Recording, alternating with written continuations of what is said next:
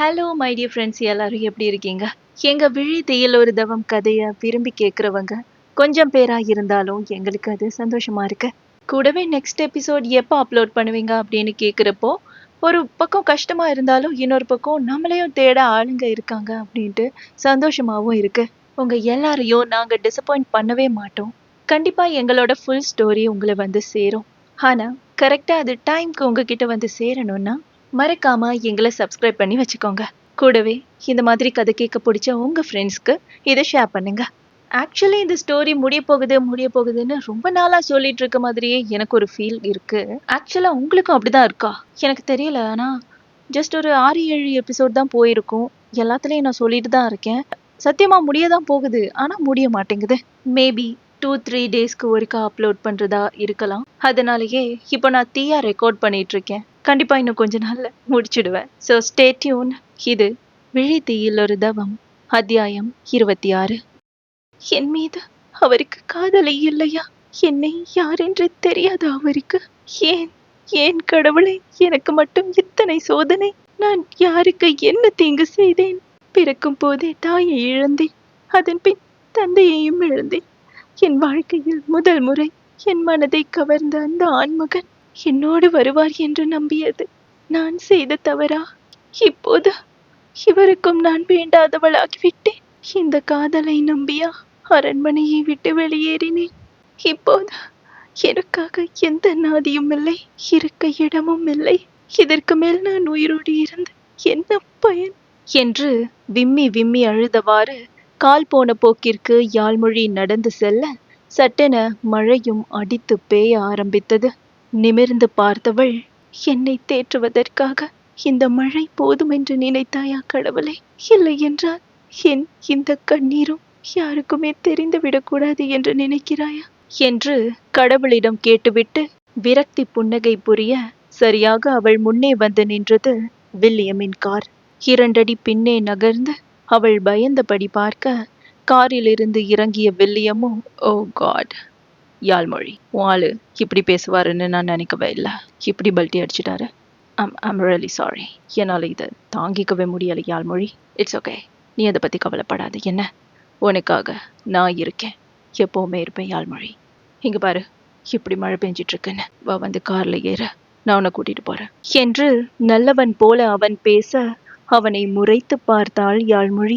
நடிக்காதே, உன்னை பற்றி எனக்கு நன்றாக தெரியும். இதன் பிறகு நான் உன்னிடம் ஏமாறப் போவதில்லை, புரிகிறதா? அவர் இங்கிருந்து செல்லும் போதே என் மீது இஷ்டமில்லை என்று உண்மையை தான் சொல்லிவிட்டு சென்றார். நீ கூறிய பொய்களை நம்பித்தான் இன்று இங்கு நிற்கிறேன். என் வழியை விட்டு நகரு என்று அவள் கோபமாக கத்த, ஷிட் யாழ்மொழி, என்ன தப்பா நினைக்காத. நான் அந்த இடத்துல அந்த மாதிரி பேசாம இருந்தா மற்ற ஆஃபீஸர் என்னதான் தப்பா நினைச்சிருப்பாங்க. அவங்களுக்கு சந்தேகம் வந்தா அப்புறம் என்ன ஆகும்னு உனக்கே தெரியும். ஏன் வேலையை போயிடும் யாழ்மொழி. அதான் நான் அப்படி பண்ணேன், வேற ஒன்றும் இல்லை. வாணி கார்ல ஏறு என்று அவசரப்படுத்தியவாறு உடனே அவள் கரத்தை பற்றி இழுத்தான்.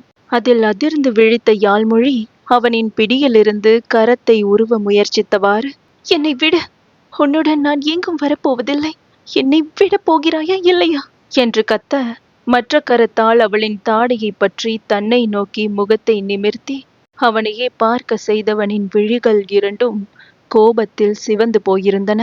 இதை பார்த்த யாழ்மொழி பயத்தில் அப்படியே உறைந்து போய் நிற்க, யூ பிளட்டி, உன்னை அப்படியே அவ்வளோ சீக்கிரம் விட்டுருவேன் நினைச்சியாடி என்று அவன் பேய் போல் கத்திக்கொண்டு அவளை தரதரவென இழுத்து காருக்குள் தள்ளி வண்டியை பறக்க விட, யாழ்மொழி என்று தான் பார்த்த காட்சியை நம்ப முடியாமல் அந்த காருக்கு பின்னே ஓடினான் வீரா. சற்று நேரத்திற்கு முன்னேதான் அரண்மனையில் வேலை பார்க்கும் வேலையாள் ஒருவனிடம் நடந்ததை பற்றி தகவல் சொல்லி வீராவை சந்திக்க அனுப்பி வைத்திருந்தாள் இந்திரா. விஷயம் கேள்விப்பட்டதுமே ஆங்கிலேய அரண்மனையை நோக்கி காட்டு வழியே வரவும் வில்லியம் யாழ்மொழியின் கரத்தை பற்றி கோபமாக பேசவும் நேரம் சரியாக இருந்தது.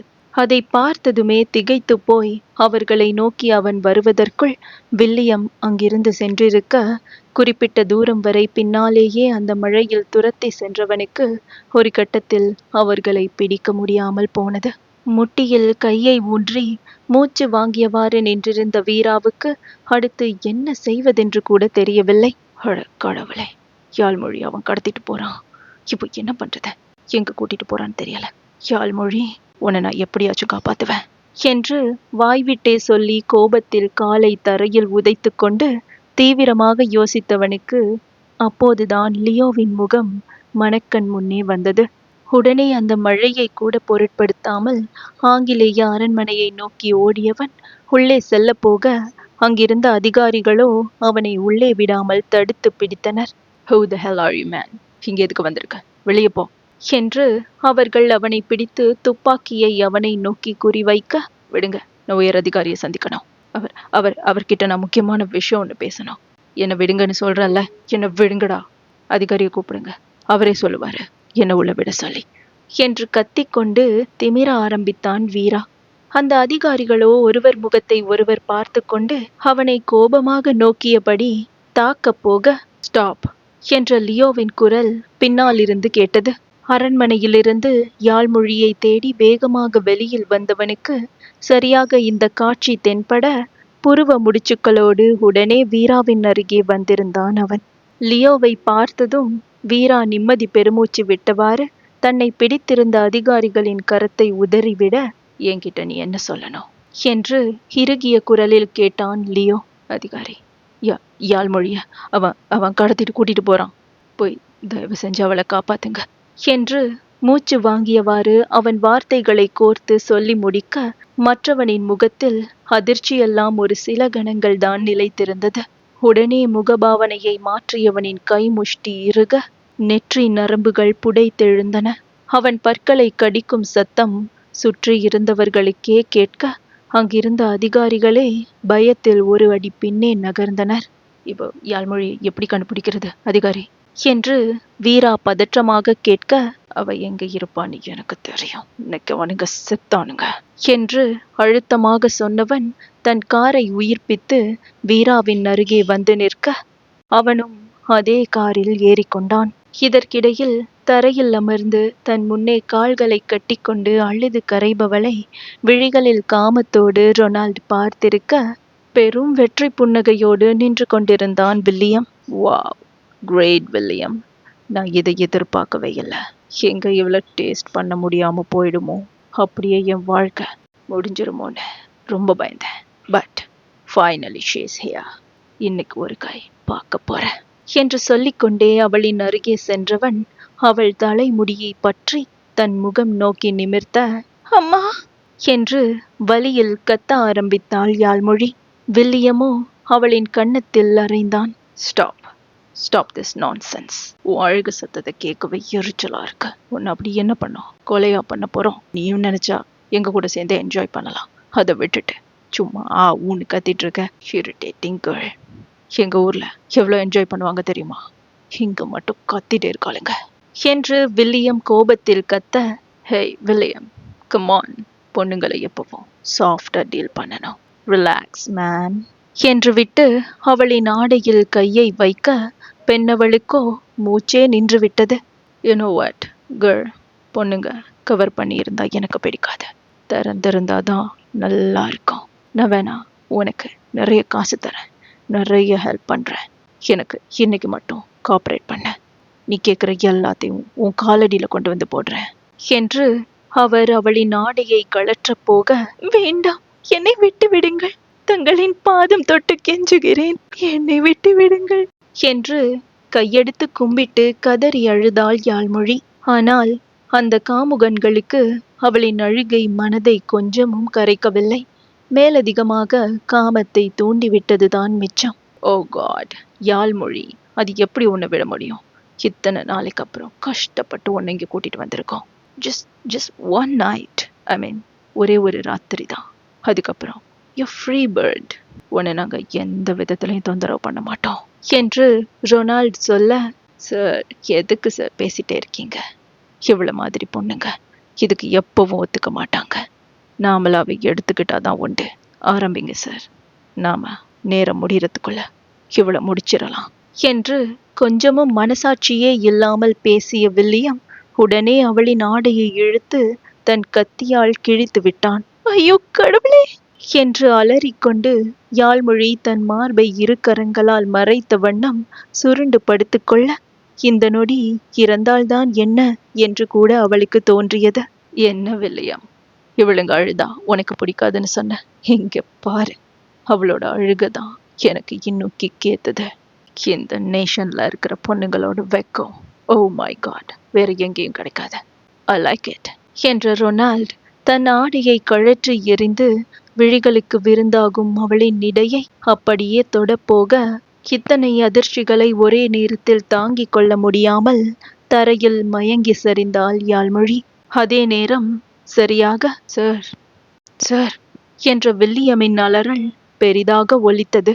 இதையடுத்து அப்படியே ரொனால்ட் வேகமாக திரும்பி பார்க்க, அந்த அறை வாசலை முழுதாக அடைத்து கொண்டு தன் நாஜானுபாகுவான உயரத்தில் நெற்றி நரம்புகள் புடைக்க லியோ நின்று கொண்டிருக்க, அவனுக்கு பின்னால் நின்றிருந்தான் வீரா. ஹே மை பாய், இந்த நேரத்துல நீங்க என்ன பண்ற, அதுவும் இப்படி கொட்டுற மழையில? ஓஹோ, ஒருவேளை இன்னைக்கும் இவளை காப்பாத்து வந்துட்டியோ? But no need to worry, பேலஸ்க்கும் இவளுக்கும் இனி எந்த சம்மந்தமும் இல்லை. ஸோ இவளை தொடுறதுக்கு இனி எந்த தடையும் இல்லை என்று ரொனால்ட் சொல்லிக்கொண்டு மீண்டும் யாழ்மொழியை நோக்கி திரும்ப, அப்போதுதான் தன்னவளின் நிலையை பார்த்தான் லியோ ஜார்ஜ். ஆடை கிழிக்கப்பட்டு சுயநினைவின்றி அவள் தரையில் கிடப்பதை பார்த்தவனுக்கு தன்னை நினைத்தே வெறுப்பாக இருக்க, அந்த மொத்த கோபமும் அந்த இருவரின் மீதுதான் திரும்பியது. சிங்கத்தின் உருமலோடு அவர்களை நோக்கி அவன் செல்ல, வீராவுக்கோ இவர்கள் எல்லாம் மனித ஜென்மங்கள் தானா என்றுதான் என்ன தோன்றியது. தான் எப்போதுமே கூடவே வைத்திருக்கும் கத்தியை எடுத்துக்கொண்டு வீரா நிற்க, வில்லியமும் கோபம் கொப்பளிக்க லியோவை பார்த்தவன், லியோ ஜார்ஜ், என்ன இது?